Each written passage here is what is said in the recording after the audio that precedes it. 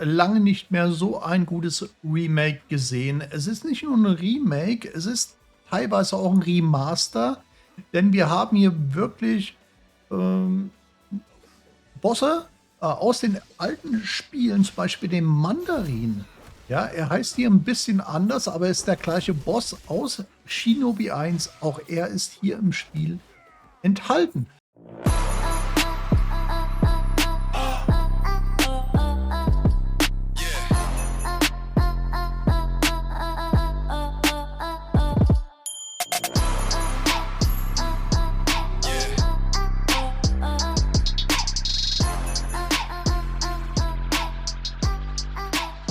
Let's see.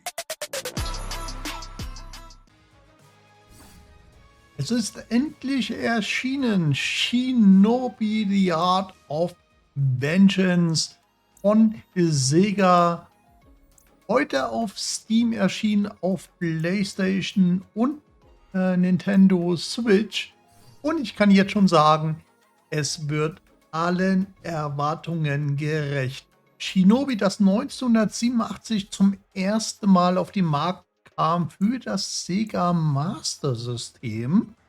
Ja, es ist schon lange her und tatsächlich finden wir auch noch immer Elemente beziehungsweise auch recycelte Bosse vom ersten Shinobi auf Sega Master System. Herzlich willkommen an alle Retro-Fans hier bei mir auf Lobos Retro-Kanal. Und ich kann euch jetzt schon sagen, ihr verpasst in diesem Video absolut nichts, denn ich habe es für euch gespielt, bereits seit 3 Tagen im Vorab-Release und es ist eine Augenweide. Ihr seht es ja schon, ultra schöne, handgezeichnete Grafiken, ein absolut flüssiges Gameplay. Das Spiel macht einen absolut fertigen Eindruck. Es ist kein Early Access Spiel. Es ist rundum gelungen. Es kommen noch Erweiterungen. Es wird im Januar noch ein DLC geben von Sega mit einem Hardcore-Modus und Speedrun-Modus. Also ihr könnt gespannt sein. Aber es ist wirklich fantastisch. Lange nicht mehr so ein gutes Remake gesehen. Es ist nicht nur ein Remake, es ist teilweise auch ein Remaster, denn wir haben hier wirklich Bosse aus den alten Spielen, zum Beispiel den Mandarin. Ja, er heißt hier ein bisschen anders, aber ist der gleiche Boss aus Shinobi 1. Auch er ist hier im Spiel enthalten. Also Retro-Fans, die noch die alten Shinobi-Teile gespielt haben, die werden hier einige Gegner wiedererkennen, wieder entdecken. Ein bisschen neu gemacht, ja, aber dennoch mit dem alten Flair.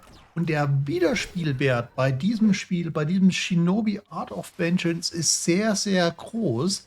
Denn wir können zwischen den einzelnen Levels, zwischen den einzelnen Abschnitten hin und her switchen mit Schnellreise über den Weltkarte.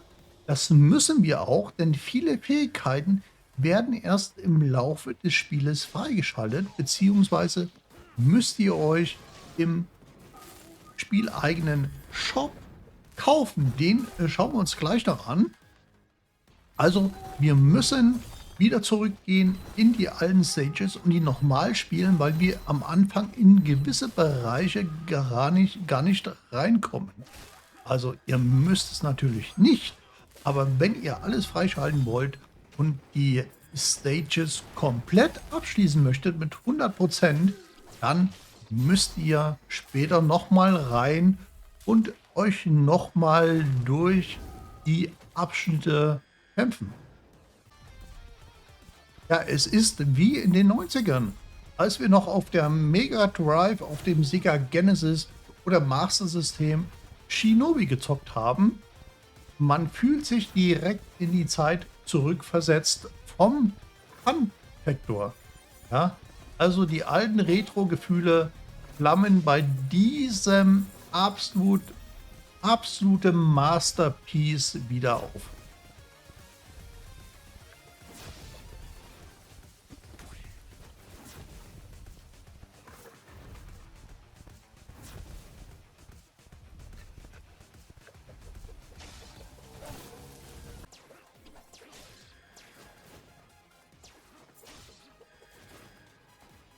Ich lasse euch mal ein bisschen reinschauen ins Spiel. Es ist sehr abwechslungsreich, die Abschnitte teilweise sehr, sehr unterschiedlich. Aber eins bleibt immer gleich und das ist die wirklich gelungene, handgezeichnete Grafik und der Fun-Faktor. Es wirkt nie eintönig, es wirkt nie langweilig. Es kommt immer was Neues. Die Gegner sind abwechslungsreich. Wir haben hier, ihr seht es ja schon, viele verschiedene Kampftechniken, die ihr auch erst freischalten müsst im Laufe des Spiels. Also man muss sich teilweise schon sehr viel erkämpfen, dass man diese Fähigkeiten auch nutzen kann. Es gibt zum Freischalten auch verschiedene Kostüme für eure Ninja. Ihr seht hier Relikte, dunkle Katana-Fragmente, um eure Katana zu wechseln. Bonus-Stages, hier haben wir eine Bonus-Stage, da reitet ihr hier bei diesem Abschnitt relativ früh im Spiel. Das kennt ihr auch aus Shinobi, von Sega Genesis. Ist das hier remastered, aber in einem völlig neuen Gewand.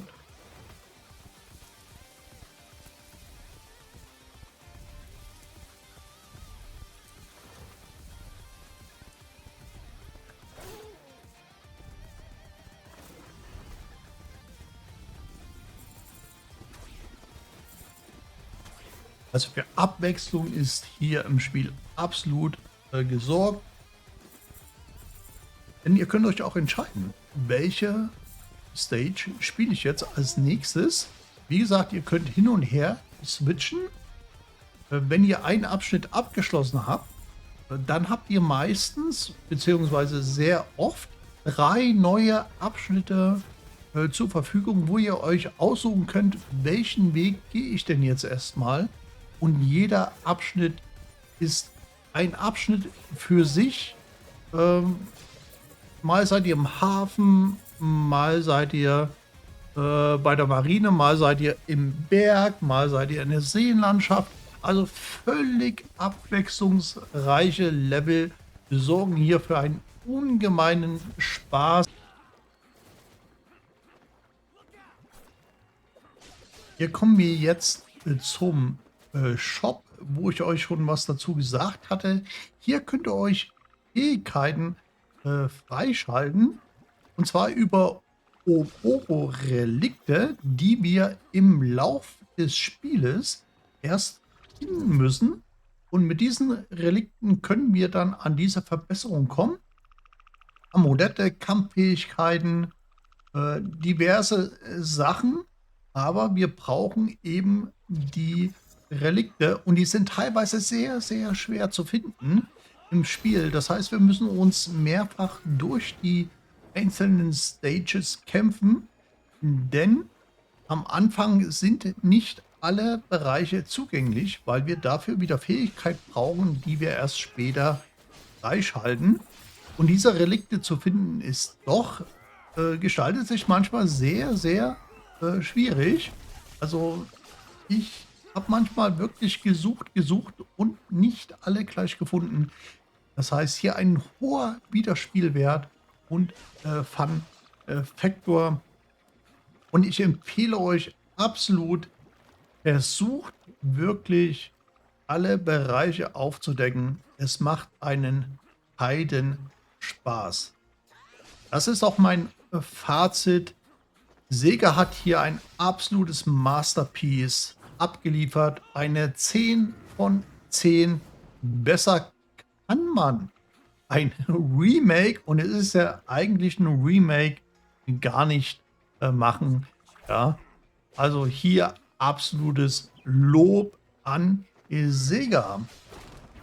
Ich empfehle euch, wenn ihr über den PC spielt, holt euch für paar und 30 € die Sonderedition, Exklusiv Edition, denn da habt ihr gleich das DLC drin, was im Januar erscheinen wird mit dem Hardcore-Mode und dem Speedrun. Und dann werden wir uns messen müssen, wer schneller sich durch Shinobi Art of Vengeance kämpft. Das war's für heute, Freunde. Wir sehen uns beim nächsten Video. Keep on grinding. Euer Lobo.